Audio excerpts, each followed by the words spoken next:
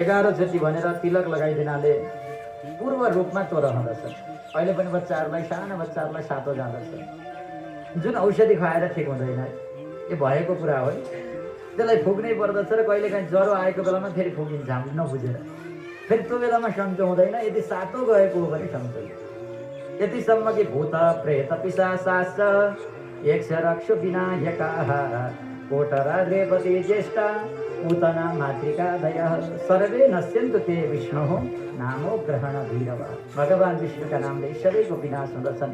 यसरी सातो भुक्दै भुक्दै भगवान कृष्णलाई आमाले चेष्टा गर्दै गर्दै जानुभयो। हे राजा परीक्षित, यस्ता परमपिता परमात्मा भगवान दयालु प्रभुले त्यो पूतनालाई पनि त्यो वैकुण्ठ धाम दिनुभयो। नक्कली रूप लिएर आएकी पूतनालाई पनि भगवानले के गर्नुभयो? उद्धार गर्नुभयो। यदि कोही व्यक्ति सक्कली भएर यथार्थ हरिको भजन गर्दछन्, कृष्णको भजन गर्दछन् भने तिनलाई केही भन्नुपर्ने कुरा केही छ र? बुवा, किम पुनः श्रद्धया भक्त्या, श्रद्धापूर्वक प्रेमपूर्वक भक्तिपूर्वक भगवानको आराधना गर्छन् भने त ती व्यक्ति त अवश्य मुक्ति हुँदछ। बाहिरी देखावटीले पनि कल्याण गरिदिनुहुन्छ भगवानले। भित्रबाट आउँदैन र बाहिर नक्कल गर्ने हो क्या? भित्रबाट पुरै आएर टीका चन्दन गर्ने त त्यो कहिले हो कहिले? त भित्रबाट आएपछि टीका चन्दनै छुट्छ। बुझ्नुभयो? एउटा तोरा भन्ने चिज हुन्छ। त्यो तोरा नआउनु जेलसम्म हामीले सारा कर्म गर्ने। जुन दिन पूर्ण तोरा भयो, त्यो तोरा हुँदाको दिनमा यी कुरा आफै छुट्छ। छुट्याएर छुट्ने होइन। र आज नक्कली भेषमा आएकी पूतनालाई पनि कल्याण गर्नुभयो। के लिएर आएकी थिए? त्यो स्तनमा, दुधमा कति धेरै, एक कुण्डल त उसले विष लगाएकी हुँदी।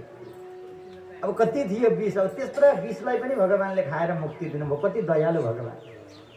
भने हामीहरूमा कति पाप होला।